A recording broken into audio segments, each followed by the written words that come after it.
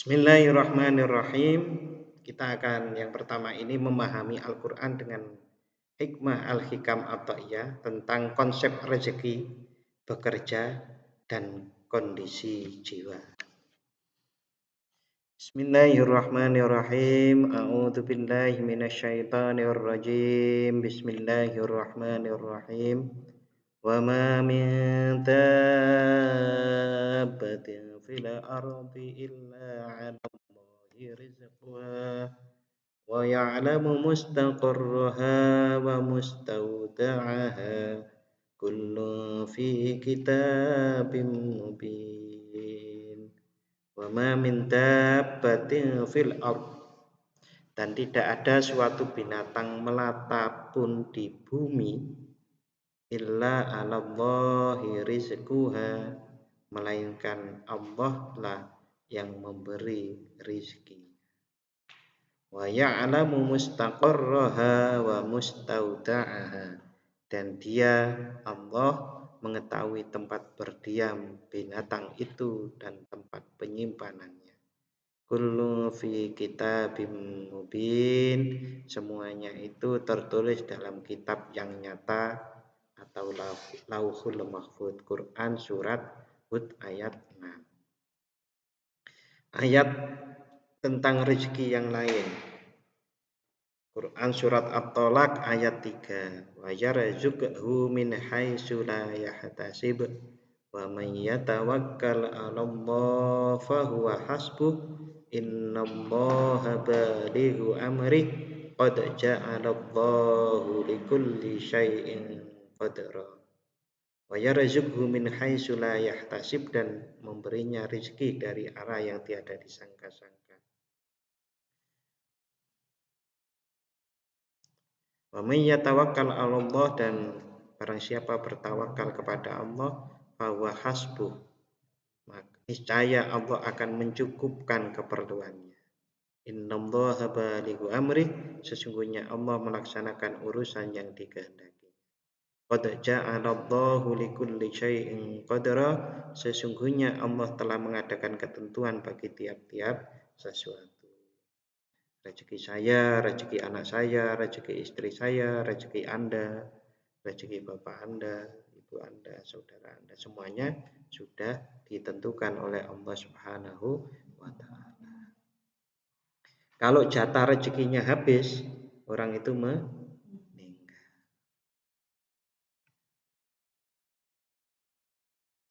Nah, kalau ini tadi konsep tentang rezeki di dalam Quran surat At-Tolak dan surat Hud itu, ini kalau dijelaskan dengan hikmah al-hikam nanti semakin jelas sekali. Ini ada di hikmah 192. Kalau di dalam kitab yang namanya kitabnya Al-Minnahul Qudsiyah halaman 110. Itu di PDF yang pernah saya bagikan ke Anda awal dulu. Ada lagi selain yang kemarin saya beri, ada PDF itu. Tapi Anda cukup melihat yang sekarang aja. Kan sudah saya tuliskan ya itu. La tamuddanna yadaka ilal akhdi minal khalaik. Janganlah sekali-kali kalian ulurkan tangan untuk pemberian. Janganlah sekali-kali kalian ulurkan tangan untuk menerima pemberian dari makhluk. Illa antara annal mu'tiya fihim maunaka, kecuali engkau menyadari bahwa pemberi yang sejati di balik semua itu, di balik pemberian itu adalah Allah. Kita kan sering lupa, banyak orang sering lupa bahwa yang ngasih rezeki itu adalah si A, si B. Yang ngasih rezeki saya adalah orang tua saya, yang ngasih rezeki saya adalah bos saya. Sering-sering kan begitu.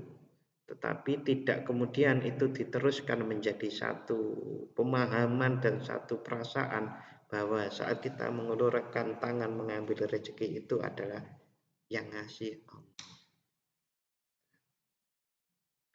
Fa in kunta kadzalik, apabila engkau seperti itu sudah mampu melihat bahwasanya yang memberi itu adalah Allah, bukan yang Kalau Anda sudah memahami bahwa di balik pemberian itu yang memberi adalah Allah, bukan itu, tetapi Anda melihat, menyaksikan bahwa yang memberi dari segala rezeki-rezeki itu adalah Allah, maka terimalah apa yang sesuai dengan ilmu yang engkau pahami. Maksudnya kalau itu barang haram nggak usah diterima. Kalau itu halal kita bisa terima. Kalau orangnya itu ngasih karena ingin menuntut sesuatu kepada kita, ingin menjebak kita dalam kekuasaannya gitu. Ada kan orang itu memberi tapi dia menginginkan sesuatu dari kita. Dan kita bisa jadi tidak bisa menolaknya karena kita sudah menerima pemberian. Maka hati-hatilah menerima. Itu di hikmah 192 di Al-Minnatul Qudsiyah halaman 110. Para ulama menerjemahkan, mengamalkan Quran surat Hud sama At-Tolak tadi yang tentang rezeki itu bermacam-macam bentuknya. Ya, bentuknya bisa jadi sama dengan orang biasa, bahwasanya mereka bekerja, mereka juga menerima tiap bulan atau bahkan tiap Sabtu. Setiap Sabtu biasanya apa? Pekerja-pekerja tukang-tukang itu ya tukang, orang-orang di pabrik-pabrik itu kadang-kadang kan tiap minggu sekali menerima gitu. Tapi memang betul-betul bahwa yang dilakukannya itu menerima adalah dari Allah. Karena apa? Mereka bekerjanya bukan untuk mencari uang itu, tetapi bekerja adalah karena perintah Allah Subhanahu wa Ta'ala.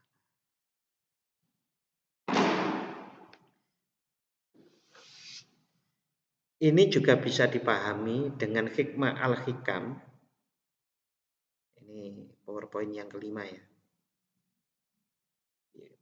Di hikmah al-hikam yang kedua, hikmah kedua halaman 2 kalau di kitab di Al-Minnatul Qudsiyah tadi.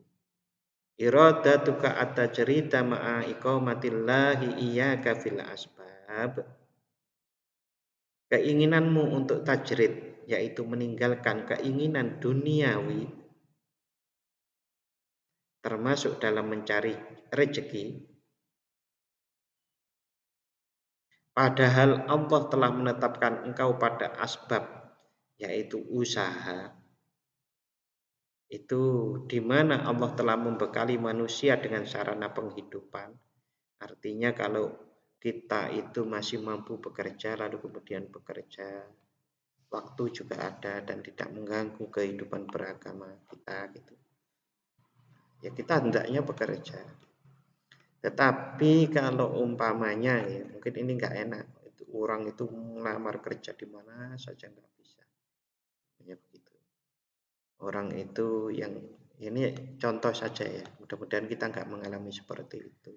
Karena kita kecelakaan, lalu kemudian tidak mampu bekerja sama sekali gitu.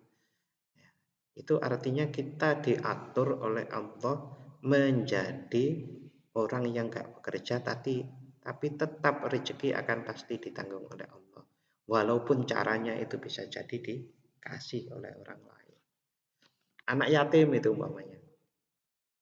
Anak yatim kalau zaman sekarang kan sudah balik itu kan harusnya sudah mandiri. Tetapi zaman sekarang anak-anak yatim yang balik itu pun masih ada di panti asuhan. Nah, itu artinya mereka bukan termasuk orang yang bekerja, tetapi mendapatkan rezeki itu tajrid. Nah, kalau orang mempunyai tanda-tanda seperti itu, kuat, sehat, bisa bekerja, ada orang yang membutuhkan, kemudian kok tidak bekerja, inginnya menjadi tidak bekerja tapi dapat uang, atau dinamakan tajrid itu mudahnya. Maka itu adalah minasyahwatil khafiyah, termasuk bisikan syahwat yang sama. Itu adalah nafsu.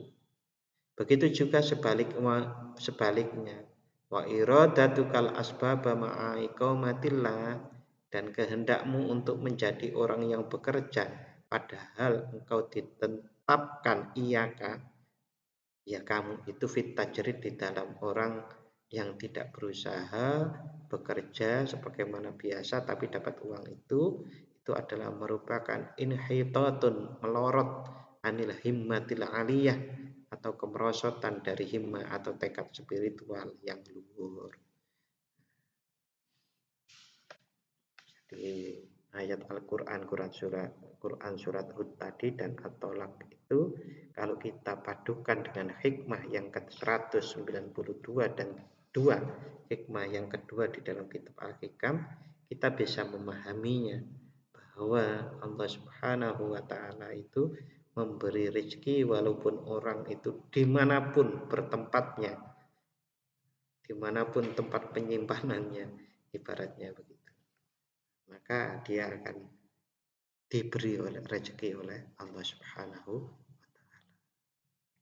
Begitu juga orang yang berusaha keras pun kalau memang belum waktunya rezeki, dapat nggak? Dapat. Bekerja keras ada, tapi yang nggak dapat rezeki ada. Oh, saya jual sawah. Sawahnya laku ternyata ditipu orang, nggak dapat rezeki. Berarti rezeki itu bukan berdasarkan kerja kerasnya. Ya sudah diatur. Loh Pak, bagaimana terus kita? Kerja keraslah untuk kita taat atau menjalankan perintah Allah Subhanahu wa Ta'ala. Kita bekerja itu karena sudah mengikatkan perjanjian bahwa kita kerja mulai jam 8 sampai jam 4 umpamanya. Kalau umpamanya ngajar. Nah, yang kita lakukan itu kita menjalankan perjanjian kita. Amanah. Belajar itu adalah bukan untuk menjadi pandai.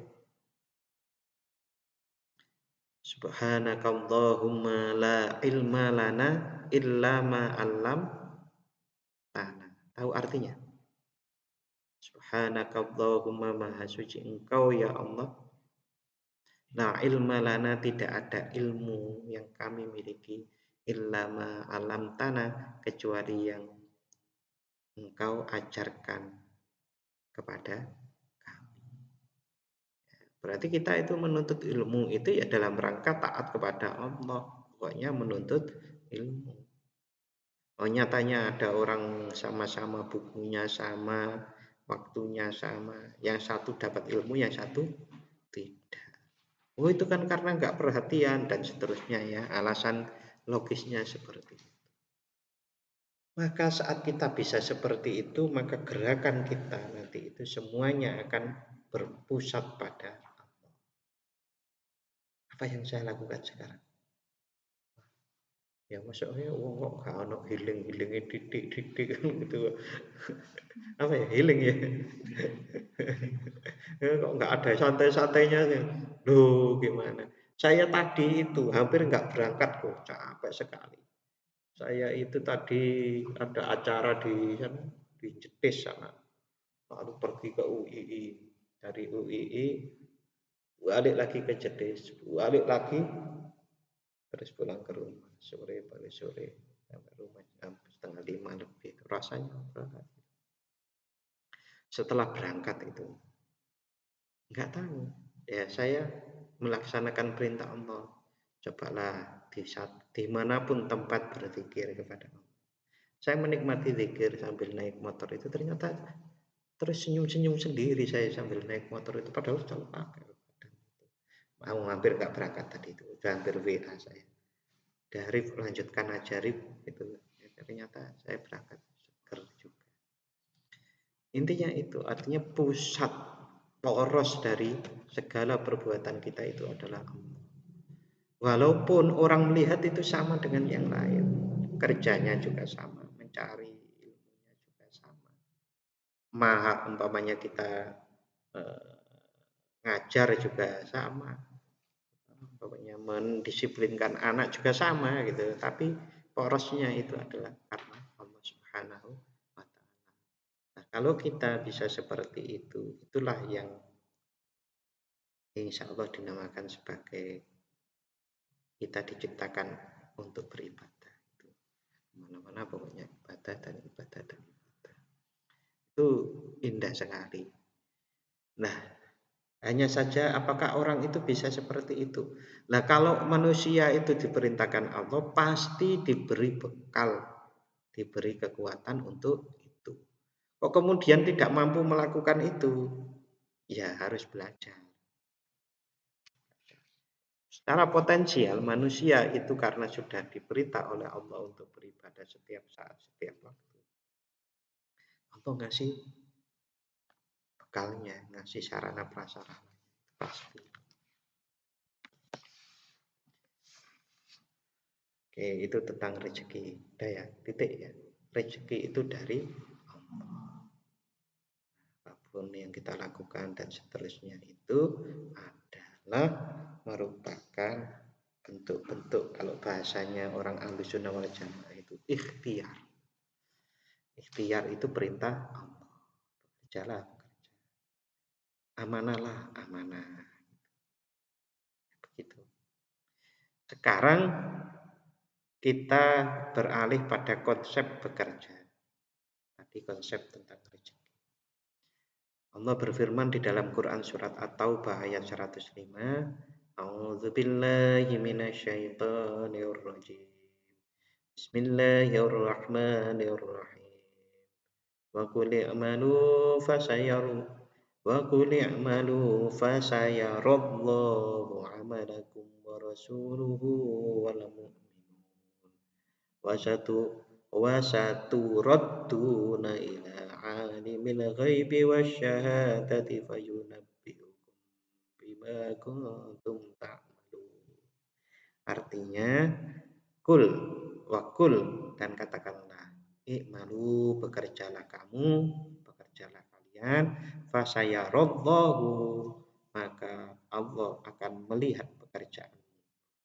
Fasayarallahu amalakum Allah akan melihat pekerjaan. Udah bekerja saja sambil merasa dilihat Allah. Senang. Allah perintah bekerja, kita bekerja. Dengan waktu kecil diperintah oleh coba itu disapu rumah. Sapu bapaknya ngelihat atau ibunya ngelihat, senang atau dilihat, ibunya juga senang.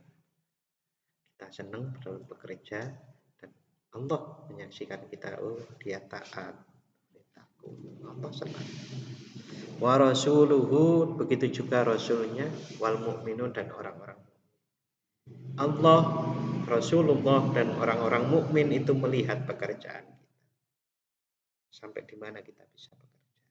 Kemanfaatan diri kita untuk kemanfaatan orang di sekeliling kita dan kemanfaatan alam semesta. Loh Pak, kok alam semesta? Iya, semua akan terhubung. Kita bekerja kalau umpamanya menzolimi kambing, kambingnya kita gebuki, yaitu juga zalim. Kita menebang pohon semena-mena, yaitu zalim. Ke arah manfaat itu tidak hanya manfaat kepada manusia, itu manfaat kepada alam semesta itu, sehingga yang disebut sebagai rahmatan lil alamin itu adalah ya manfaat pada semuanya, bahkan manfaat pada jin. Nah, kalau manfaat pada jin ya kita nggak usah nganggu jin lah.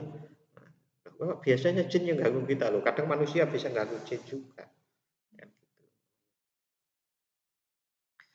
Kenapa kok ganggu jin? Buat konten Pak. Jinnya diganggu, enak-enak pada nongkrong di kuburan diganggu ya Pak orang-orang karena buat konten kali. Ya, tapi memang luar biasa manusia itu zaman sekarang berani. Jin-jin itu berani. Wa saturadduna ila alimil ghaibi wasyahadah. Dan kamu akan dikembalikan kepada Allah yang Maha mengetahui yang gaib dan yang nyata. Ayunabbiukum bima kuntum ta'malun, lalu diberitakannya kepada kamu apa yang telah kamu kerjakan. Supaya dipamer-pamerkan nanti sama Allah itu pekerjaan kita itu di akhirat terutama. Arif Wijaya sudah bekerja membuat panti asuhan di Lampung, namanya begitu.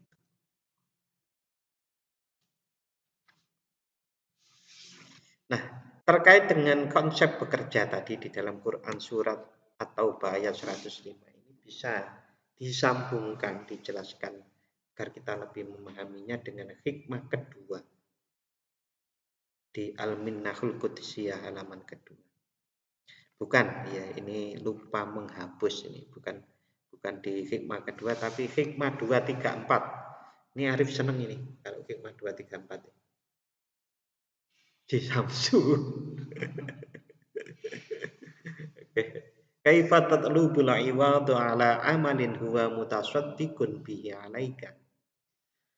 Kaifa tatlubu, mana mungkin engkau menuntut al-iwadu imbalan ala amalin atas suatu amal huwa mutasaddiqun, yang mana sebenarnya dialah yang menyedekahkan bihi amal itu alaika kepada.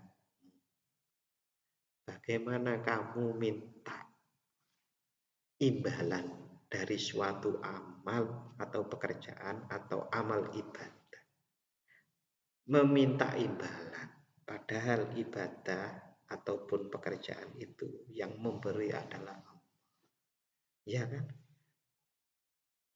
Luar biasa. Al-Hikam itu luar biasa teliti.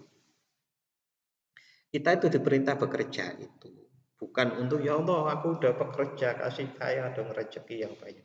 Ya Allah saya sudah sholat ini maka saya harus hidup tentram. Katanya kalau sholat itu menentramkan hati, zikir menentramkan hati. Saya harus tenang dong. Berarti zikirnya mencari kan taat kepada beda sekali ya, sangat berbeda.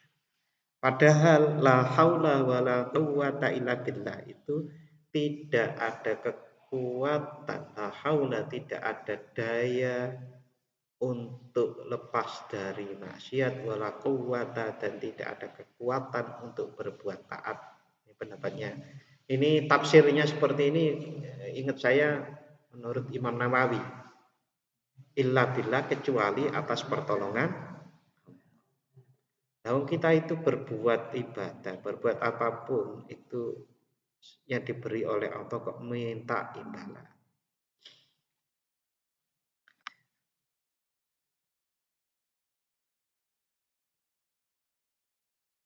Memang Al-Hikam itu saudara-saudari mengajak untuk mencintai Allah, mengajak untuk betul-betul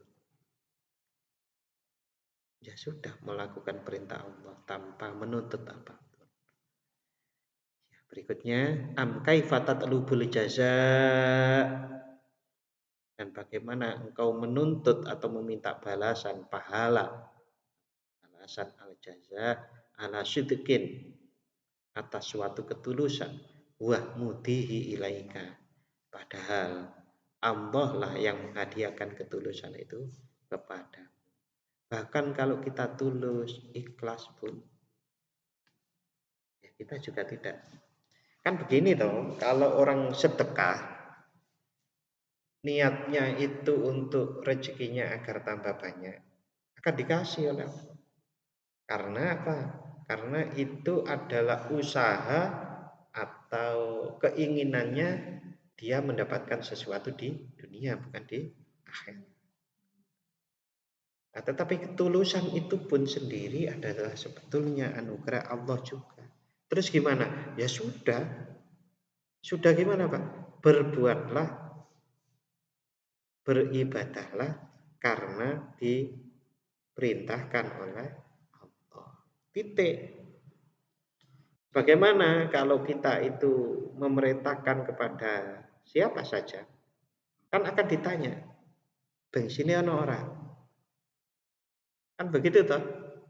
Udah ibadah saja.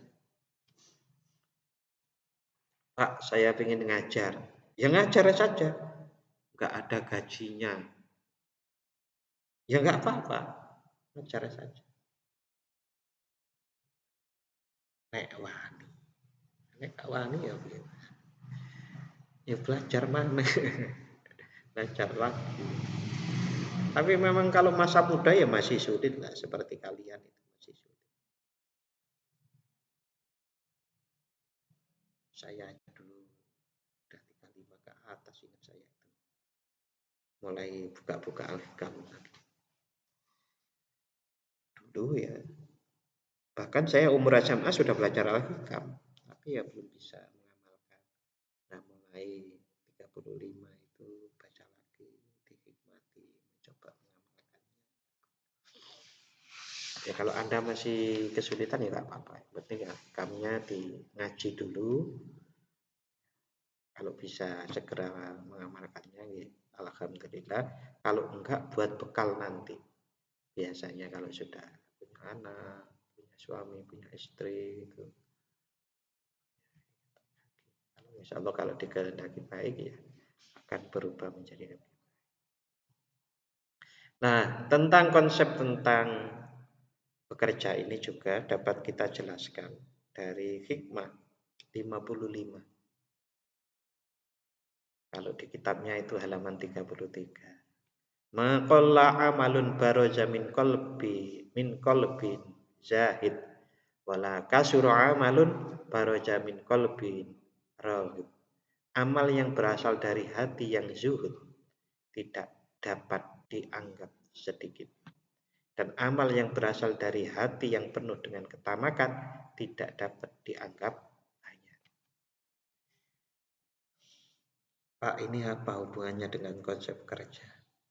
Hubungannya ada pada seberapapun kita dapat rezeki dari sebuah perbuatan atau pekerjaan. Kalau kita itu tamak, maka tidak pernah akan bisa puas. Sing apik dapat banyak dan tidak tamak, Pak. Iya, bagus. Tapi sebetulnya kalau orang sudah bahwa saya itu tidak tamak, ya sudah, pergantungannya adalah Allah. Kita berbuat itu ya lillahi ta'ala. Mau sedikit, mau sedengan, mau banyak itu diterima. Tapi saudara-saudari, ini bukan sesuatu yang mudah sekali lagi. Ini bukan sesuatu yang mudah, perlu latihan, perlu pendalaman, kekuatan akal kita sampai di mana memahami ini harus coba dimasukkan ke dalam nilai yang ada dalam diri kita lalu kita terapkan sehingga tidak mudah luntur. Kalau hanya sekedar ya kita praktekkan gitu, mungkin praktekkan tapi ya praktek beneran, tidak ya micro teaching itu kan praktek.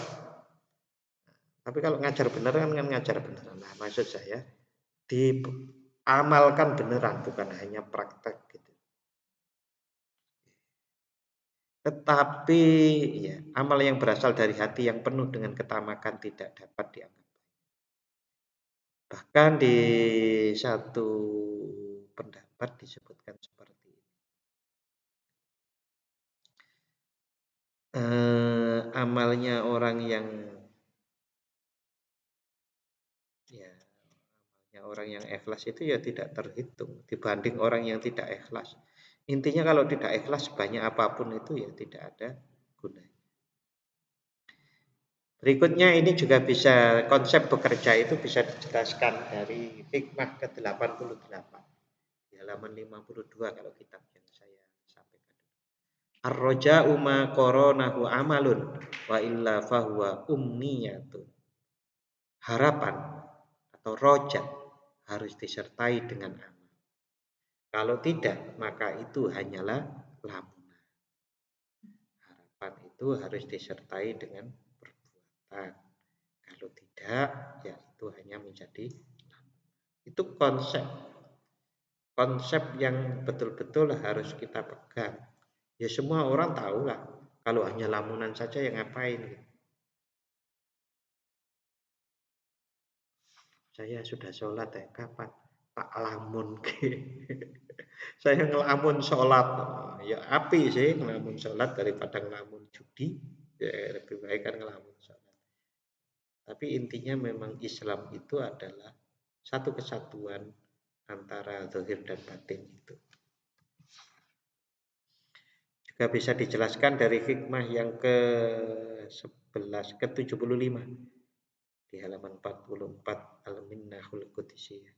Ini saya bukannya hafal Al-Hikam, tapi ini adalah bantuan mesin pencari. Jadi saya itu sudah ngeprint yang bukan ngeprint ya, mengumpulkan jadi satu hikmah-hikmah Al-Hikam semuanya, terus saya find itu. Find. Mana ya yang ada hubungannya dengan amal, ada bekerja, kumpulkan. Al-Qur'annya juga begitu. Kalau orang membahas Al-Qur'an, ayat-ayat Al-Qur'an dengan kitab tafsir itu kan sudah banyak. Ini dengan ya bisa menjelaskan. Hikmah yang ke-75 ini khauf min wujudi ihsanihi, ada yang baca juga khif min wujudi ihsanihi ilaika wa dawami isaatika ma'ahu ayyakuna dzalika istidrajan laka. Sebagaimana ayat Al-Qur'an sanas tadrijuhum min haitsu la ya'lamun. Takutlah kan karunia Allah yang selalu engkau peroleh sementara engkau tetap bermaksiat kepadanya. Sebab bisa jadi itu istidraj bagimu atau lambat laun akan menghancurkan. Ayat Al-Qur'an Al-Qalam 44. Kami akan menarik mereka dengan berangsur-angsur ke arah kebinasaan dari arah cara yang mereka tidak ketahui. Ya cara harta habis itu kan berbagai macam caranya. Saya itu pernah menemukan sebuah kisah. Saya tahu yang dikisahkan orangnya itu, yang mengisahkan itu bilang begini. Kocokku ini tanahnya entah. Aku habis gimana? Jalannya itu digadekan. Digadekan gimana? Ya dia butuh uang, maka dia menggadekan. Itu kalau tidak salah pekerjaannya. Maka saya kan dulu itu ada di antara kalian itu yang mau ngikut trading gitu. Ikut trading, tak larang benar. Ya nyatanya ini salah satu ceritanya ini begini. Dia itu trading. Trading itu kan kalau dia itu turun angkanya, maka dia menggerogoti atau naik menggerogoti gimana sih ya? Intinya kan harus ada supply yang besar agar tidak habis. Kan naik turun gini. Nah, dia itu menggadaikan tanahnya kemungkinan karena mau habis, maka digadaikan uangnya disuntikkan. Suntik yang begitu besar modal tetap habis. Akhirnya tanahnya jadi habis. Artinya bekerjalah gitu, dan beribadahlah. Ya semua itu jadi satu sebuah ibadah dari Allah Subhanahu wa taala. Itu pun anugerah dari Allah. Ini juga bisa yang berikutnya ini adalah kondisi hati bagaimana orang menyikapi rezeki, menyikapi pekerja sebagaimana dalam hikmah 202. La tudhishka waridatun ni'am anil qiyam bihuquqi syukrika fa inna dzalika mimma yahuttu min wujudi qadarika. Janganlah datangnya nikmat malah membuatmu panik untuk memenuhi kewajiban syukurmu. Sebab itu bisa merendahkan kedudukan.